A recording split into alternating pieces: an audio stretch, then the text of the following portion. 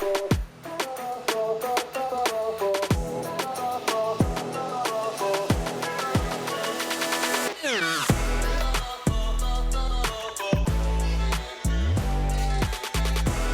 the beat drops, you know exactly what time it is. Hello and welcome to another episode of The Blitz. I'm Evan Closky, joined as always in the pistol with my boy David Schiele. Can we not talk about the pistol? I've seen a lot of that with Kirk Cousins. It's getting on my nerves, okay? But I am pumped to be here with you, and I'm pumped to be here with you as well, as we're going to talk about this huge playoff rematch preview. We're talking about the Bucs rushing attack, the injuries Tampa Bay has as well, and there's some former Buc up there in the Motor City giving away inside knowledge about Tampa Bay. Oh, okay, well, let's get to it. The 10 and 10, this is the 10 most important things you need to know before Tampa Bay plays Detroit at 1 o'clock. These two squads are very familiar with one another. They played twice last season. The Lions won both of those matchups, including a 31-23 victory in the postseason. The Bucs stomped Washington in their home opener last week, while the Lions took care of the Rams in an overtime thriller. Now, Todd Bowles, he does not like Jared Goff. The first time he ever saw him was back in 2019. Now, the Bucs got the win, but this was a crazy 55-40 affair. Since then, Jared Goff has always gotten the better of Todd Bowles, and man, he has burned him ever since, David. Yeah, he's not a fan of facing Jared Goff. There's a great stat by Greg Auman of Fox Sports. You know, Jared Goff, of all the quarterbacks that have faced the Bulls defense, he has the most average yards against him since 2019, averaging 383 yards per contest. That's more than Patrick Mahomes. So let's go straight to number 9. Jared Goff is like Batman, and Todd Bowles is kind of like the Riddler. Bowles presents something complex, but Goff always finds the answer. Last year, he passed for 640 yards, 4 tutties, not a single turnover. He was only sacked 5 times. On top of that, Goff in this offense converted exactly half of its third downs against Tampa Bay. And riddle me this, Coach. How good is this guy? He makes plays. I mean, he's got a lot of weapons to go to. He understands the offense. He knows when to check it down, when to throw it deep. He's very comfortable in the system. And like I said, he's talented, and he has a lot of talent around him. And you know, this doesn't make Bowles any happier. At number 8, we usually don't do the sideline segment this early in the show, but man, these boys are beaten up. Antoine Winfield Jr. is out 2 to 4 weeks. Josh Hayes is dealing with an ankle issue. Kalijah Kancey still can't go. He's got a calf issue. Bryce Hall isn't even on the screen because he's on the IR. It's week 2, and the Bucs are already dipping deep into their depth. They didn't even mention Luke Gedeke, who is in concussion protocol and out as well, David. Yeah, it's not good. That's why we need to bring in James Yarko for our Locked On Bucs burning question of the week. And James, how does the team handle this potent Lions offense with all these injuries? When you're going to Detroit and you face an offense with the likes of Amon-Ra St. Brown, Jamison Williams, who's coming on strong, Jahmyr Gibbs, David Montgomery, this is a absolute unit of an offense. In the 2 games last year that the Bucs and Lions faced off, Goff completed 69% of his passes for 660 yards and 4 touchdowns. No turnovers. You can't have that. Dan Campbell came out and said that they're not worried about Vita Vea because they have Frank Ragnow. Vita's got to make him eat those words and collapse the interior of the pocket. It'd be a lot better if Kalijah Kancey was there, but to take the pressure off of this beaten up secondary, Todd Bowles has to find a way to get that pass rush home and get Jared Goff on the ground as quickly as possible. You can't leave Zion and Jamel and Christian Izzy and Jordan Whitehead on islands. Jared Goff was one of the best quarterbacks in the NFL against pressure in 2023. That's not going to help them. They have to get him on the ground, and they have to do it quickly and early in this game if they're going to have a shot at a huge upset. Wow, thank you so much, James. I also want to mention that the Bucs signed Keenan Isaac this week. He was one of the last cuts from training camp, was scooped up by the Panthers, but now back in Tampa Bay, and you could see him on the field if any more injuries occur in the secondary. And number 7, let's talk about number 6. Nobody in the NFL had a better QB rating than Baker Mayfield in week 1. What's interesting about Mayfield's performance is his average depth of target was less than 6 yards per pass. That ranked near the bottom of the league. So yes, he's going to take his shots like on the Mike Evans and Jalen McMillan touchdowns, but ultimately Baker and OC Liam Cohen are just going to get that ball out as quickly as possible and into the hands of their playmakers. At number 6, let's talk about those playmakers. Life is pretty easy for Baker when he has Mike Evans and Chris Godwin at receiver. The most underrated duo in the NFL tallied a total of 144 yards with 3 scores in Week 1. Both guys averaged 156 combined yards in the 2 games against Detroit last year. It's worth mentioning that the Bucs were the only team in Week 1 to have 4 players gain at least 60 yards from scrimmage.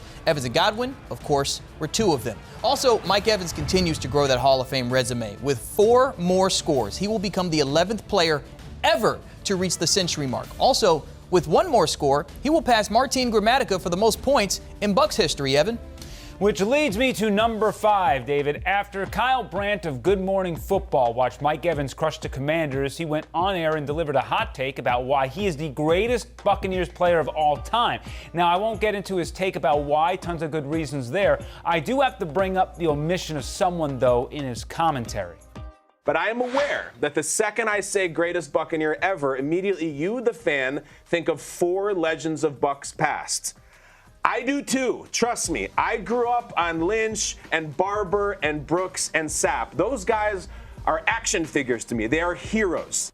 Yeah, there's Evans, Sapp, Barber, and Brooks. But in the 4-minute commentary, I didn't hear the name Leroy Selman. When it comes to a 3-4 defense, there are not many better in NFL history. In fact, Joe Green and Bill Belichick are on record saying he's the best ever. Like Brooks, he was on the NFL 100 all-time team. Sacks weren't an official stat since 1982, but he's still the franchise leader in that category. He also unofficially has the most forced fumbles with the club as well. He won a Defensive Player of the Year award, was a 5-time All-Pro, and did it all as the first ever selection of the franchise. If you watch J.J. Watt play at his peak, then you have an idea of what Selman was like on the field. Love Kyle Brandt, love the hot take, love the show. I'm not here to tell anyone who the GOAT is, but if we're going to have the discussion, Leroy Selman has to unequivocally be mentioned.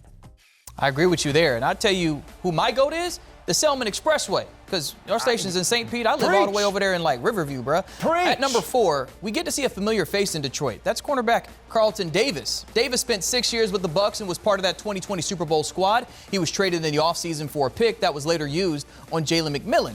Evidently, he's putting all those years of practice against Mike and Chris to good use in the meeting rooms. He's normally a quiet guy, but he gave the best introduction of those receivers that I've ever heard a DB talk, ever in my coaching career. He has a little something in him, and he's not going to show that. That's just who he is.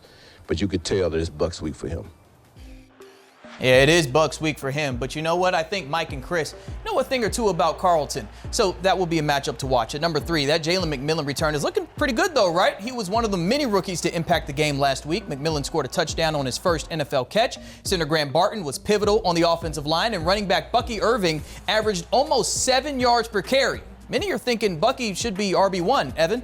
Yeah, you mentioned the Bucky numbers. Also, Rachaad White had 2.1 yards per carry, and there are a lot of people saying, hey, maybe Bucky Irving should take carries from Rachaad White. But I looked at the tape, and honestly, I saw Rachaad White was pretty good. I saw some of his O-line making issues. That's Tristan Wirfs getting blown up for a negative play. Look, we got the rookie Graham Barton. It was an up-and-down game for him. A lot of highs. He also had to go against Bobby Wagner, who's a future Hall of Famer. And you know what? He's going to win on some plays. There were no issues, in my opinion, of what Rachaad White was doing out here that has any sort of alarms about, hey, Bucky Irving needs to take some carries. In my opinion, Rachaad White is still RB1 until told otherwise, David. It's a physically imposing drive. Hey, Carbs, you talk about when you take somebody's will right from them. That was a grown man professional football drive.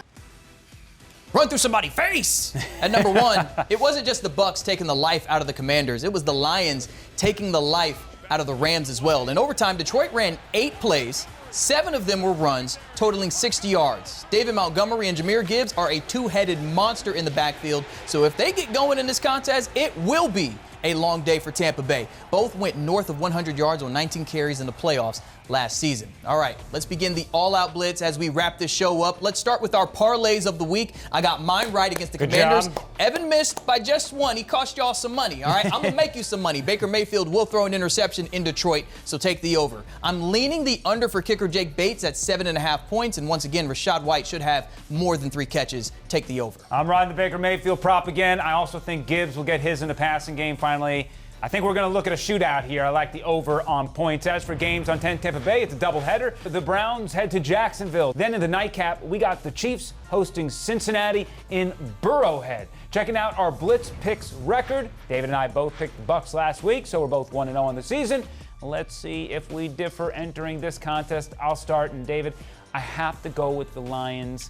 The Bucs, they're too banged up defensively. I think they'll bleed yards in this contest. I believe Baker Mayfield will get his, but I'm also going to say they lose by the same exact playoff score that we saw last season, 31-23. So I have the Bucs winning. I think the guys are motivated. Here's why, okay? They've lost to the Lions twice in the last 12 months. Yeah. I know they're shorthanded, but third time, usually a charm. So I'm going to go final score 24-21. They're going to, ride this thing out. It's Look, going to be tough. I hope you're right. It's always a good thing if I'm wrong. Usually I am wrong, but we appreciate you joining us for the Blitz. Remember, the Bucs kick off with the Lions at 1 o'clock. That is David Schiele. I am Evan Closky. This is the Blitz. We will be back same time, same place next weekend.